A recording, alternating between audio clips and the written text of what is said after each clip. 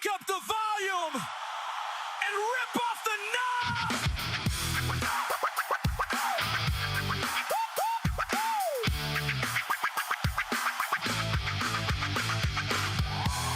What's up, party people, and welcome to Rent-A-Friend Radio. I am Bri from Shy, your friend, with the facts on stacks of wax, coming to help you sharpen up your brain skills. And introducing you to some awesome music. We have got new music from Japan today. Our good friend, I can never pronounce her name. Give me a second here. It is Mikado no Musume, also known as Ojo.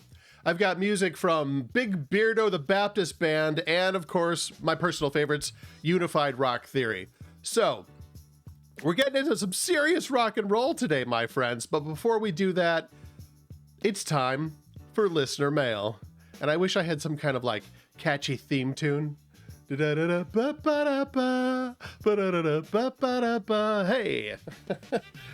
think that's The Price is Right. Anyway, atheism is a religion like bald is a hair color. So said Spawny Dave.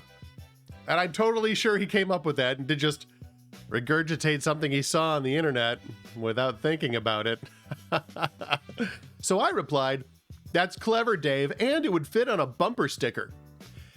However, hair color requires hair. Religion would require foundational beliefs about the supernatural, including God, the afterlife, miracles, and the soul. Atheism has foundational beliefs about all of those things, thus is a religion. Did you not watch the video like I predicted? Because Dave here is responding to a video he may or may not have watched. And Dave said, "I did watch. No new arguments. It did make me laugh that one of the presenters claims atheists can't be moral. If you need a book to learn from, then you lack empathy and compassion. Humans evolved with these traits long before humans invented Jesus, Allah, Shiva, Mamambo, etc." Dave had me confounded, so I pondered his jib with a cup of tea, and then I returned to the old keyboard to offer up the following wisdom. Greetings, Spunny Dave. I can see it's been a long time since I've dusted off the old comment section, but we've been trying to focus on video production for the radio show, Rent-A-Friend Radio.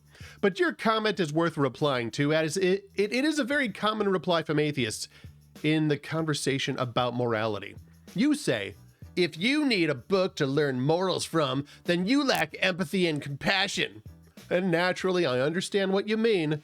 You believe that the human race is born with an innate understanding of right and wrong. And I agree, this is a biblical concept. But you've missed one important piece of evidence and the central core of this argument.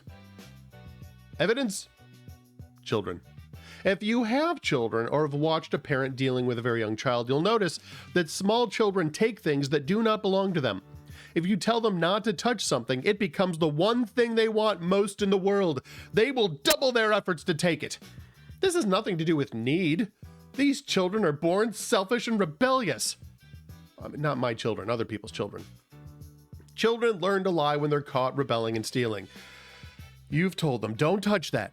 And then they take it and run off. And you ask, why did you take that? No, you ask, did you take that? And they say no, and they blame the dog or any other siblings they might have. And if the other children take something of theirs, they learn to hit. They scream and they hit. Children are born selfish, rebellious, violent, thieving liars. Again, not my children, other people's children. But, some children. No parent has to teach their kids to act like this. This is instinctive. It's born in them. You would say these are evolved behaviors. But you, as an atheist, would also be forced to say that rape and murder and racism and every other wicked behavior are evolved as well. That humans behave in this manner is an observable fact, and that it starts at birth is another observable fact. But therein lies your first problem. If we evolved the behaviors of empathy and compassion, and we involved the behaviors of rape, theft, and murder, then based on what do you decide that some of those evolved behaviors are good and others are bad? Because you don't like them? Dave? But what you don't like, or what you do like, is also an evolved response which you did not choose any more than you chose your height or your hair color, or lack thereof. You have no objective standard by which to judge between good and bad. The central core of this argument. I never said atheists can't be moral. For some reason, no matter how many times I explain this, some atheist shows up in the comment section telling me that I said atheists can't be moral. What I said is, atheism is incompatible with objective morality. The difference is this: vegans can eat meat, but eating meat is incompatible with veganism. Flat earthers can travel to the South Pole, but the existence of the South Pole is incompatible with a flat earth. Atheists can be moral, but objective morality is incompatible with atheism. You've proven it yourself. How do you explain empathy and compassion? You appeal to evolution. But then evolution is responsible, on your religious view, Dave, for rape and murder. And many an atheist has admitted that rape and murder have evolutionary advantages, whereas empathy and compassion do not. On evolution, those Christian virtues are anti-virtues, since on evolution, the only virtue is that which helps you to survive and evolve. Empathy and compassion do not primarily help you, thus they lack an evolutionary advantage. You have no foundation on which to praise compassion and condemn hate other than your own emotions, which are determined by your evolutionary path.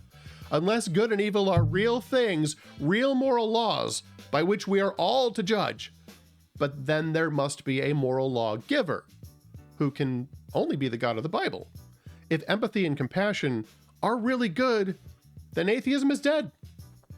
Atheism is dead. You know by your own experience and understanding that compassion and empathy are good things. So you already know that atheism is false, but now you need to take an honest look at the moral law and seek out its cause, its foundation. When you do, it will lead you to Jesus.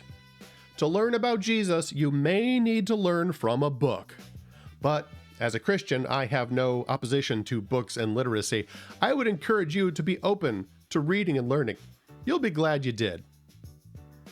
So that's my opinion.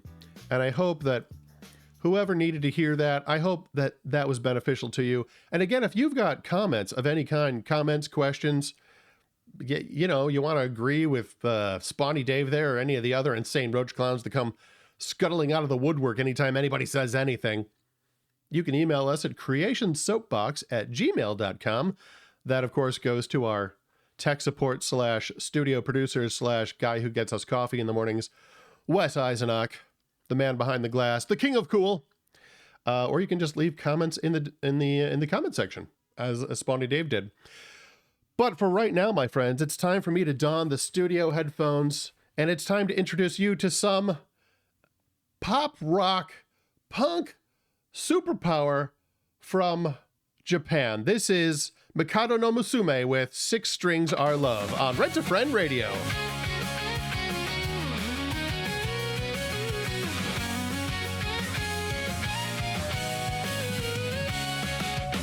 One string is a yo-yo, getting pulled around. Two strings on my shoes keep my feet covered. Three strings make a chord, play it so loudly. Four strings make the bass guitar.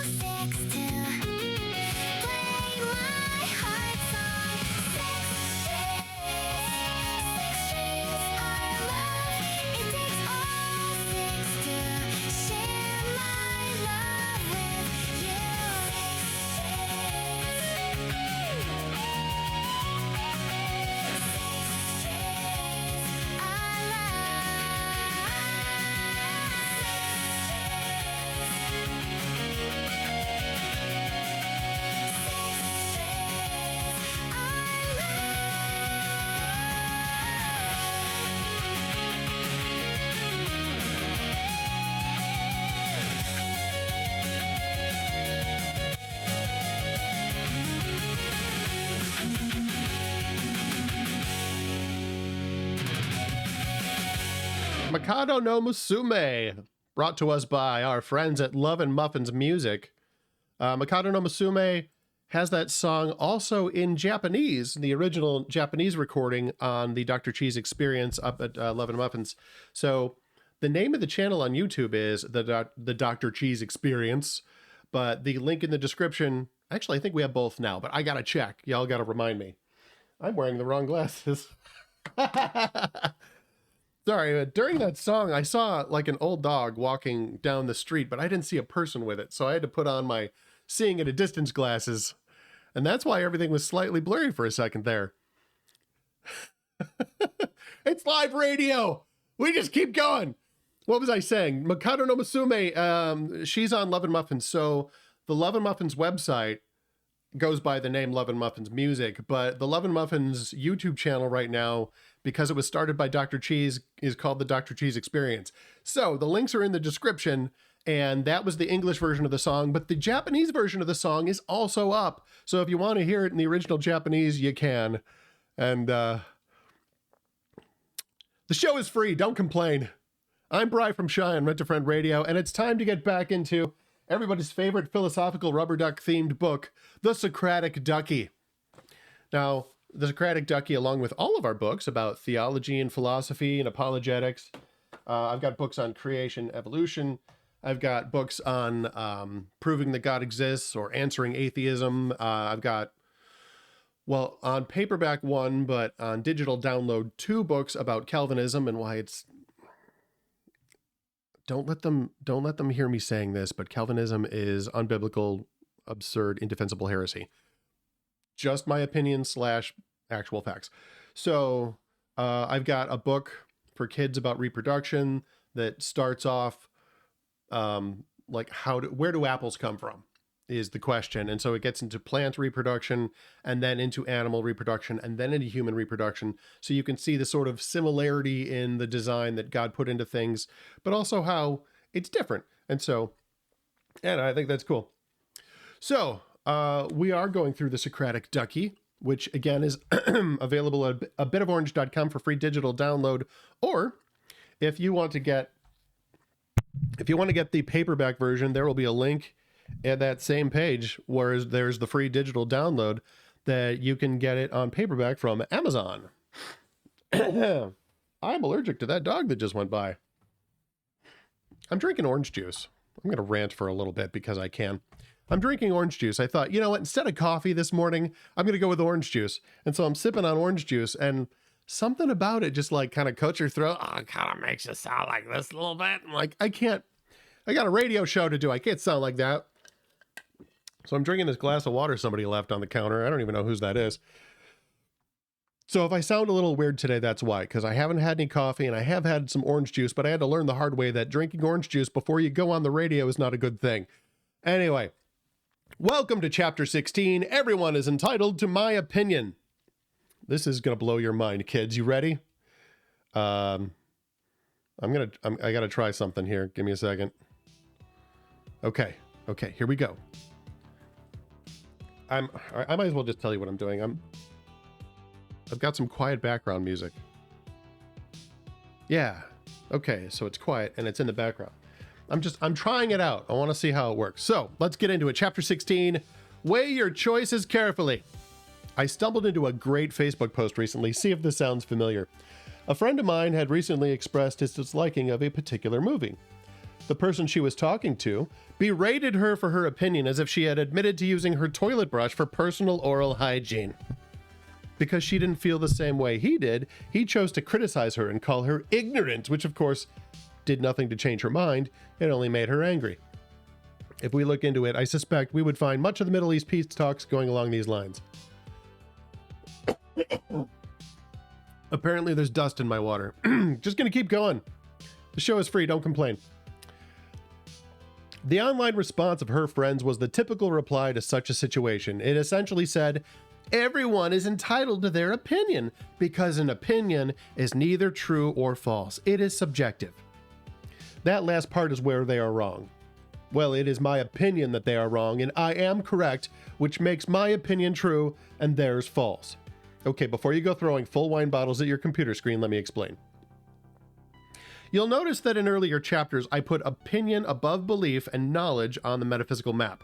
So for those of you listening on Spotify and not watching, let me explain the metaphysical map. It's a map of all the different concepts that we're talking about in this philosophy book. So God creates what I call here reality, but I actually mean creation. So physical reality, time, space, matter, energy, and that gives us something to perceive. And so because there are real things, real creation, we can perceive them. We can perceive them accurately, which leads us to truth, or inaccurately, which leads us to an illusion. And whether we perceive reality correctly or not, that is our experience. Over time, the truths and illusions that we perceive is our experience. So our experience then can get processed with reason and logic to develop knowledge or beliefs. And then on the map, knowledge and belief has an arrow pointing up to opinion and down to faith. Now, the fact that it's up and down is just to save space. I'm not giving a value judgment of opinion over faith. But you got to go from experience to reason to belief and knowledge and then to opinion. So that's what I'm talking about. I put opinion above belief and knowledge on the metaphysical map, and you might have wondered why it wasn't put with perception or experience. The reason is, an opinion is a statement of absolute, transcendent, universal truth expressing a believed piece of knowledge which is either true or false. Did I just blow your mind? I know I did. I could hear it from here. Take my hand. It's gonna be okay. And there's nothing wrong with a little therapy if you need it. I'm gonna read that one more time because I can hear the heads popping. An opinion is a statement of absolute, transcendent, universal truth expressing a believed piece of knowledge which is either true or false. When someone expresses an opinion, it is about one of two things. It's either a statement about the speaker, I like pizza, or it's about some object on which the speaker is offering judgment. Pizza is better than aerospace technology. When I give you my opinion, I'm either talking about me or I'm talking about something else. In this case, pizza. In the first statement, I am saying something specifically about me, specifically that I like pizza. This is either true or false. I could be lying. It may be true that far from liking pizza, I despise it because I am some godless, hippie, communist, pinko creep pretending to like pizza so I can infiltrate your society and corrode it from the inside. Or maybe I'm just lactose intolerant. Thankfully, neither of these is true, so it remains a true statement about me that I like pizza. Why is this not subjective? Because it is always true for everyone everywhere that I like pizza. It doesn't matter if you like pizza. I will still like pizza, no matter how you feel. It's not always about you, you know. We share a reality, and in the real universe, I like pizza. If someone ever tells you that I do not like pizza, they are a liar. Do not give them your credit card information and don't vote for them. In the second statement, pizza is better than aerospace technology, I am comparing two things. Sometimes people do this when they really mean to make a statement about themselves. When I said pizza is better than aerospace technology, I really meant, given the choice between them, I would choose pizza because I am not lactose intolerant, but I am afraid of heights. This, much like the First World War, is a result of poor grammar. Once again, the statement is either true or false, but it is intended to be a statement about me and a choice I would make given the option. But what if it's not? What if I really am comparing Pizza Hut to NASA? In this case, I am comparing these things not to themselves alone, but to some external standard of good and bad. To say something is better only makes sense if there is some standard of good to compare the two things against. The one that conforms most closely to the definition of good is the one which is better. So we must ask in what way these things are similar so they might be compared. How about this? They both cost money. We could say pizza is better because I can get a large pepperoni pizza for $5. Not a good one, but whatever. Whereas anything made by NASA costs more than the gross national product of South America. And I can promise you, it will not be delivered to your door in half an hour or less. But if by good I mean capable of sustaining life in low Earth orbit for prolonged periods of time, then the better of the two, and it's a close call here, would be NASA. Without the proper aerospace technology, you would be dead before the pizza was even out of the box. Even at $5, that's a bad deal. Maybe you don't compare Italian foods to various technology fields. I can see no reason why you wouldn't, but it takes all kinds to make a world. Since my standard of good above is based on my personal preferences, either I prefer to spend $5 at a time, or I prefer to survive a trip into space, and not on some external standard like calories or cubic inches, then there's no reason I should expect you to judge according to this standard I set up for myself. You might argue that pizza is better than aerospace technology because without pizza, you would shrivel and die like a plant in the desert, making the shuttle and the most advanced satellites irrelevant. This is valid. But what if I said pizza is cheaper than aerospace technology? Cheaper is a math concept. Pizza is cheaper because it costs less money. $1,000 jillion is clearly more than $5, making pizza the better, cheaper alternative, because in this statement, better means cheaper. This is not up for argument. If you think it is, you're either Bill Gates or the Sultan of Brunei. Or you went to a Chicago public school. But in either case, oh, see, because I just ruined my own punchline. Forget what I just said about the Chicago public schools. Let's go back. This is not up for argument. If you think it is, you're either Bill Gates or the Sultan of Brunei. In either case, I would be willing to be adopted into your family / last will and testimony. Or if you're a congressman who thinks socialism is a good idea, but I digress. The show is free, don't complain. What then can we say about someone who demands you consider a certain movie as good? You should just ask him. Maybe he's comparing the film to some standard of quality. The movie was in focus and had audible dialogue. Or, this movie did not contain Keanu Reeves attempting to use a British accent. Maybe he really means to make a statement about himself. This movie made me cry, like a little. And he wishes for you to feel the same way so that he will not feel like such a sissy. Or maybe he's a jerk who doesn't care what the conversation is about and he's just trying to pick a fight. I don't know. If he's this third type, just walk away, man. Just walk away. Everyone is entitled to their own subjective emotional response to external stimuli, but when you choose to express those feelings, choose your words carefully, because if you don't, you will sound like a jerk. But, of course, that's just my opinion. Also, in my opinion, Big Beardo the Baptist Band is a great band, and now I'm going to share that greatness with you. Experience Fridge Repair by Big Beardo the Baptist Band here on Rent-A-Friend Radio.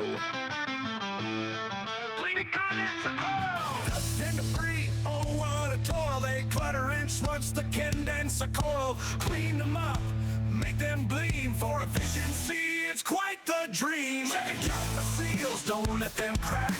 Keep them clean, no need to slack. A perfect seal, oh what a treat. Keeps it cold and saves the heat. Adjust the tips, don't let them stray. Keep them just right every day.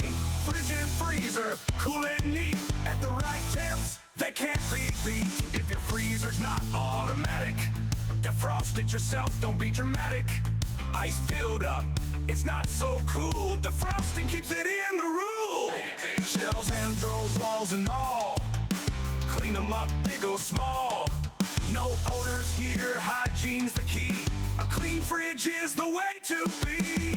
Keep it cool, keep it strong. Fix it right, it won't take long. In the fridge where we belong. Man of steel, keeping it on. Compressors on the motor's might. We tackle problems day or night. With tools in hand, we stand and fight. Refrigeration's our delight.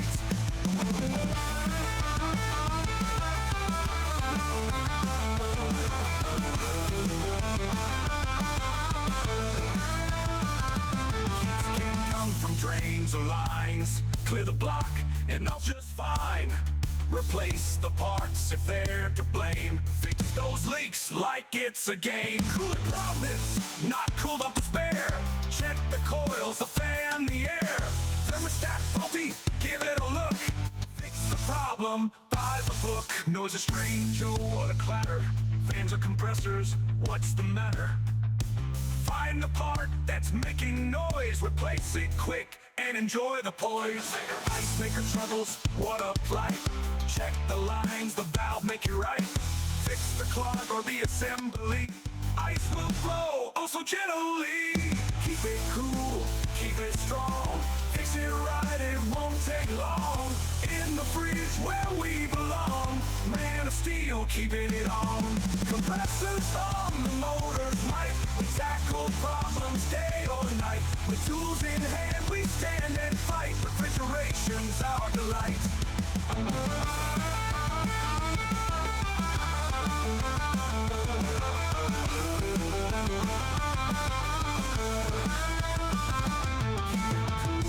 Keep it strong, fix it right, it won't take long.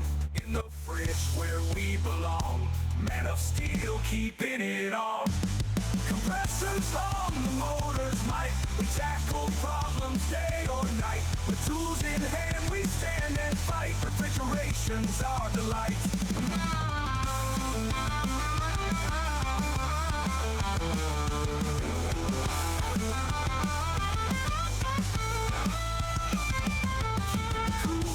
Keep it strong, fix it right, it won't take long. In the fridge where we belong. Man of steel, keeping it on. Big Beard of the Baptist Band with Fridge Repair, because Big Beard of the Baptist Band, they love appliances. But you know what they love more? They love Jesus. And that's why they do what they do, because Big Beard of the Baptist Band is a band of Baptists with big beards. And they make music telling you, punch the devil, love the Lord. I'm all about that. That's what we do here at Rent a Friend Radio. We tell you Jesus loves you, and you should love him back.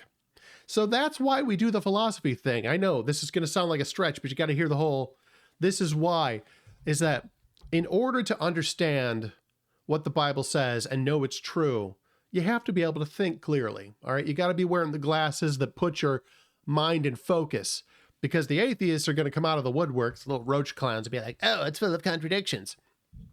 Actually,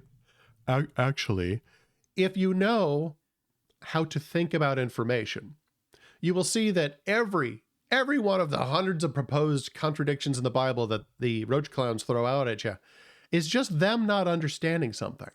So just as one example, I'm taking off the studio headphones for a second here.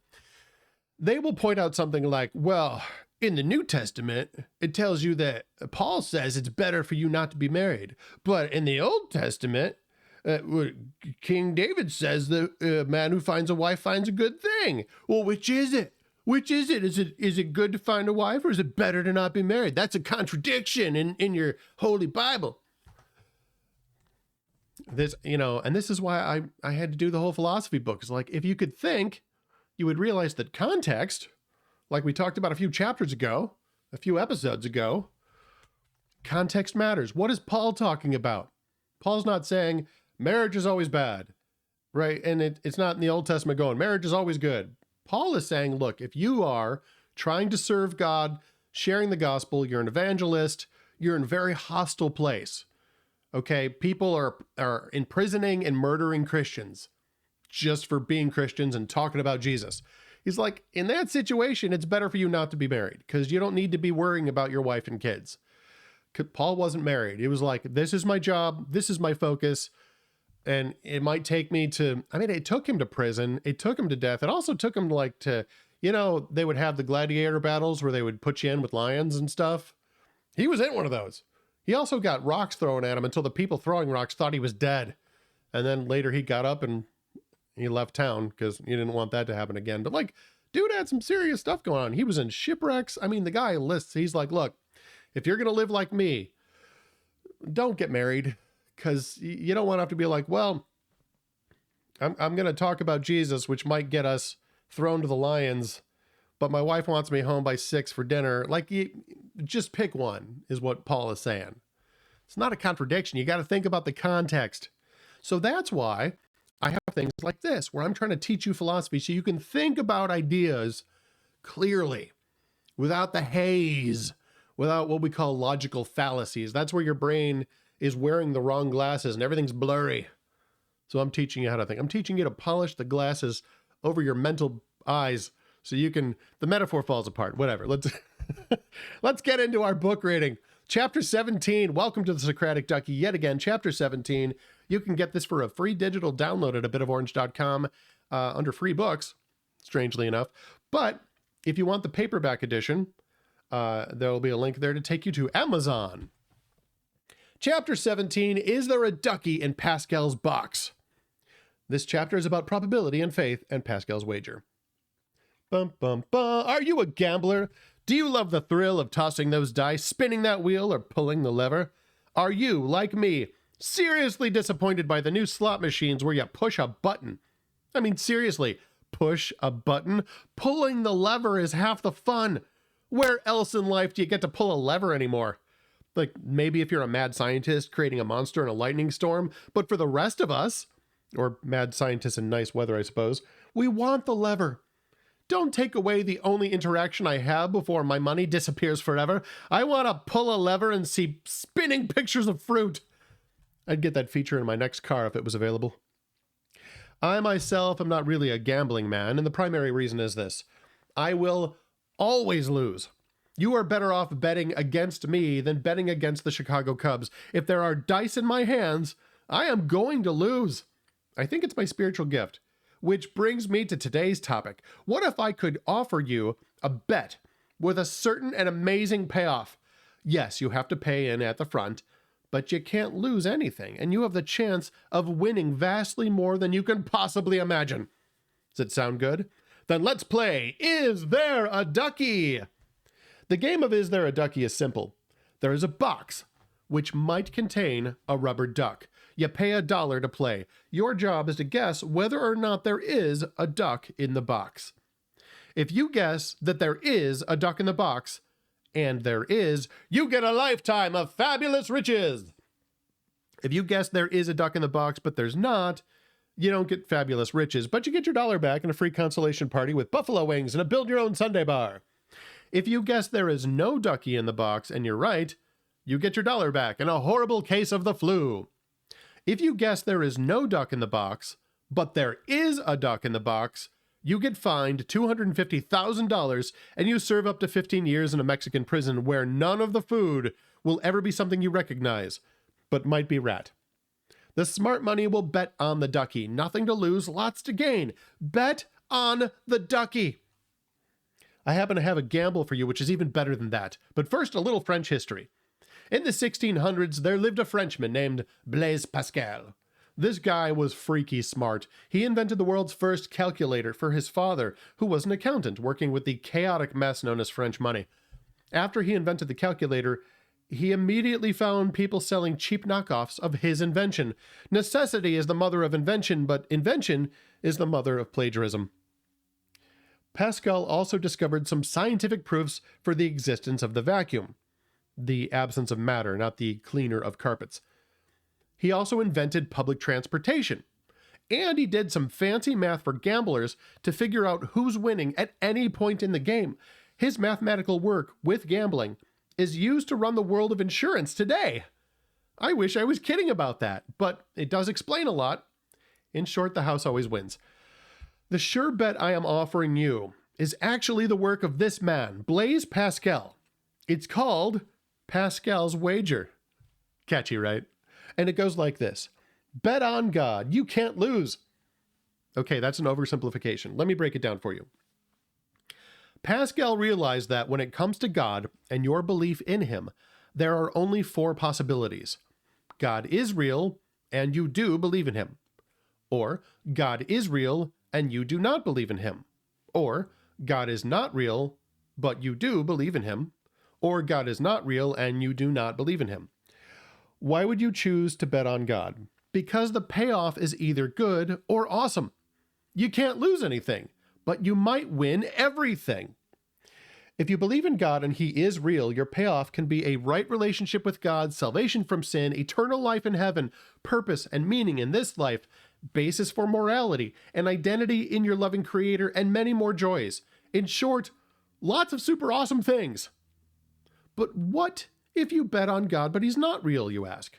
In that case, You think you have all these things and live a life believing morals are real, life has meaning, you have value, and heaven is to come.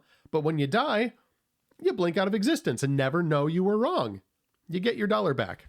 Is that so bad? But what if you decide there is no God, and it's true that the universe is godless? You will believe that you are not the creation of a loving eternal God. You are the accidental collision of atoms. There is no purpose to life or meaning to anything. You are a valueless accident with no hope for anything in the future except pain and death. You get to believe all of that. So you're right about your bleak, hopeless worldview, but it's not much of a payoff. But what if you decide to believe there is no God, but you are wrong? In that case, you think you live a meaningless, hopeless life with no moral basis, no intrinsic value, and you miss the truth about your value, the hope of what your future could be, and your relationship with God that He offers you. And instead, you make yourself His enemy. Instead of blinking out of existence, you find yourself on the wrong end of His judgment and wrath. In short, if you decide there is no God, you'd better be real sure. Because if you're right, it's bleak and miserable and hopeless, and the payoff is thinking you're right about life being bleak and miserable and hopeless. If you're wrong, it gets much worse. Pascal invites you to bet on God because the payoff, even if you're wrong, is pretty good. But of course, I plan to show you that not only is God very real, but He's closer than you know, eager to meet you, and eager to love you forever. Pascal's wager doesn't prove the existence of God, but I think it proves that you'd be pretty unwise to just remain an agnostic, and frankly fairly foolish to want to be an atheist. Even if you're right, the payoff stinks. The alternative is at least worth looking into. Take the smart bet, my friends. Roll the dice with me and see what comes up. I'm going to introduce you to all kinds of metaphysical, philosophical, historical, scientific, and mathematical proofs for the existence of the God of the Bible. Maybe you'll meet God personally, and heaven will be your reward. I mean, you won't find a lot of casinos offering that. I'm betting on the ducky in the box, but I'm also going to show you how to shake the box and hear the ducky bouncing around in there and read the label that says, contents, 1 ducky. And then we'll sneak up to the box and say, hey, ducky, you in there? And he'll say, yes, I'm in the box. I say pull the metaphysical lever. What have you got to lose? And thankfully for me, there are no actual dice involved. My odds of winning have skyrocketed. Huh? That's a metaphor. It's a metaphor about gambling. You're not going to hear that in a lot of Baptist churches. Here's something else you're not going to hear in a lot of Baptist churches. This, my friends, is Unified Rock Theory singing, "Let Me Hit You With a Stick." Enjoy.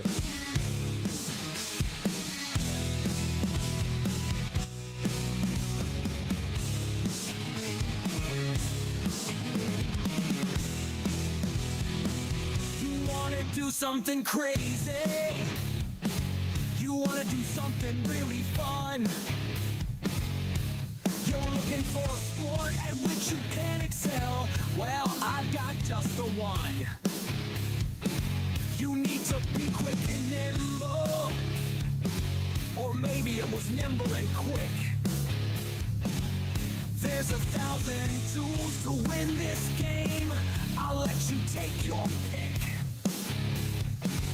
Let me hit you with a stick. Hit you with a stick. Let me take a little crack at your skull. Let's play a little game. It's so sick. Life doesn't have to be always dull. Let me hit you with a stick. Hit you with a stick. It's nice to let your noggin take a crack. You can let me take a whack, just a little flick. Then maybe if you want, you can hit me back. Wanna see how brave we both are? Let me beat you with a branch. Unless you wanna be chicken wings with a little side of ranch. Of course we'll be concerned with safety. Not gonna cut you a stigmata. We're just going to take turns standing still, being a human pinata. Let me hit you with a stick. Hit you with a stick. Let me take a little crack at your skull. Let's play a little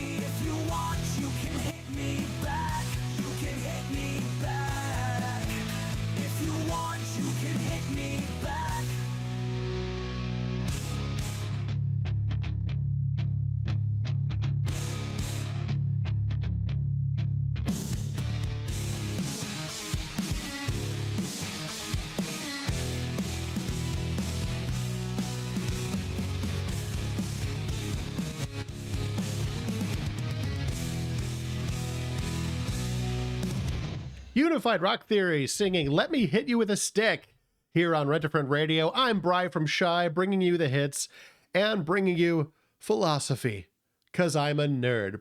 But we're about to take a theological turn. So we're getting out of just the philosophical weeds and we're getting into theological application. So come back next time, because I'm going to continue to blow your sweet little minds. In the meantime, I want to show you some of the books we have at abitoforange.com. So, of course, we have the book we're going through right now, Socratic Ducky. If you want a book that's really more just about the basic beliefs of Christianity, Sunday School for Sinners and Saints, where I break it down real simple. Who is God? What's he like? What's the gospel? How is it different than all the other religions?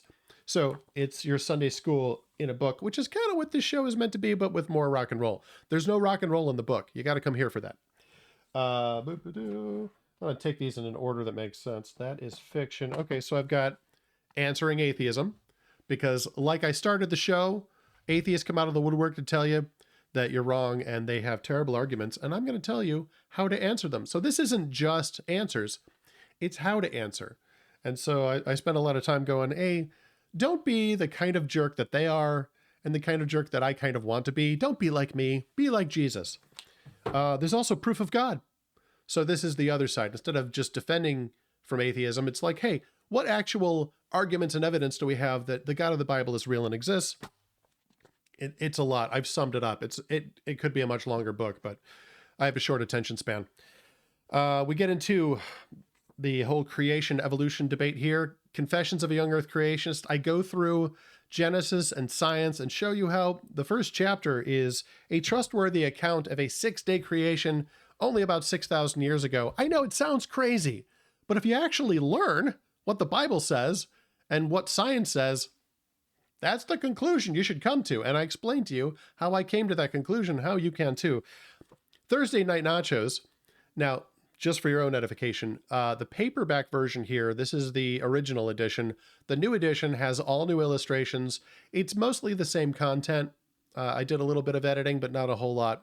But the pictures are all brand new. And this is primarily just, what is Darwinian evolution? Let's define our terms and then compare it to science and see if it stands under scrutiny. It doesn't. So that's the whole point. At the end of the book, we go, okay, well, if evolution's false, then let's take all the observed evidence we've got and see how that compares to biblical creation. And it does pretty well. Now, once you've got your theology down, it's time to get into social media. So this is our book about sexuality, about gender identity, about the whole gay marriage, transgenderism thing. And as you can see, it says on the cover there, PG-13. So when we get around to talking about that stuff, I'm just going to put a little PG-13 stamp on everything we do, just to let you know, because you can't talk about that stuff in a VeggieTales way. All right, Bob and Larry are never going to talk about gender affirming surgery. They can't. They're not going to. I do have in a completely different realm, I have a book here, Birds, Bees, and Apple Trees. This is a biblical look at sexuality in terms of how does reproduction work.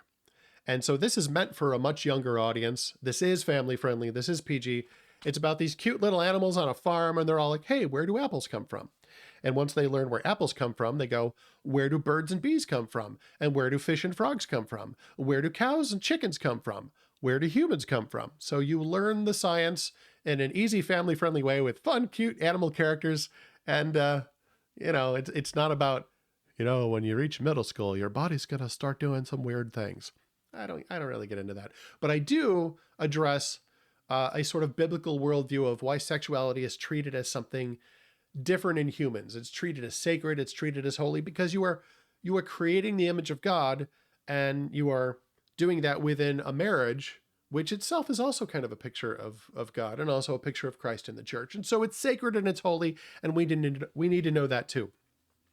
In terms of just pure fiction, I've got this book, From a Bug's Eye View, which is the story of this little bug who's a poet, and he moves in with Dr. Cheese and a guinea pig named Hewson, and they write some poems and some songs, and they go on adventures, and then he meets another bug and he falls in love, and they have adventures, and it's cute and it's fun. And then this, a completely different genre. This is A Murder of One. This is a mystery / PG-13 horror vampire novel. So the main character is a vampire, but it's not your typical. Well, see, this was before Twilight. This was a much more unique twist on the whole vampire thing. This was more Anne Rice kind of Interview with the Vampire style. The vampire is the protagonist kind of thing. Look, I'll just come out and say it. This is secretly actually a story about the gospel. So this is kind of my own Vampire Chronicles of Narnia. But don't tell anybody. And then finally, a book which you will not find at abitoforange.com, but I will be sharing with you in the not too distant future. Betty Jane, A Story Worth Telling. This is the story of a girl who grew up in the Great Depression in the 20s and 30s in Middle America. And the two things that she didn't think she'd ever find and really had no interest in finding, she just like, all right, not for me, was the love of a good man and a relationship with God. As a kid, she was like, that's just not going to happen. And you know what? I don't even want it. I'm just going to get a job. I'm going to make money. I'm going to go on adventures. I'm going to travel. But then she met a good man. And then she met God. So I think it's a story worth telling. And at some point on Rent a Friend Radio, I'm going to share all of that with you, and you're going to love it. And that's not available at abitoforange.com. There's a different literary site I will share. I'll put that. You'll get it. Don't worry. It's coming to you. I won't keep it from you. All right. But we are about out of time here at Rent a Friend Radio, so it is time to shut her down, and I will see you in the not too distant future. Remember, my friends, Jesus loves you. I'm Bri from Shy. Rock on, my friends. Jesus loves you is the message we send. Thanks for letting me be your rent-a-friend.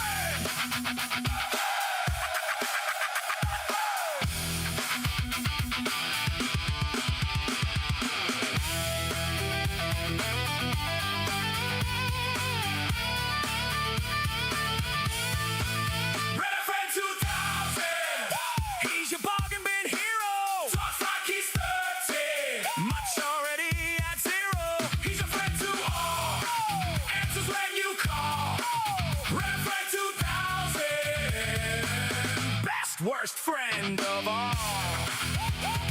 Yeah, your best worst friend of all. You're listening to Rent a Friend Radio.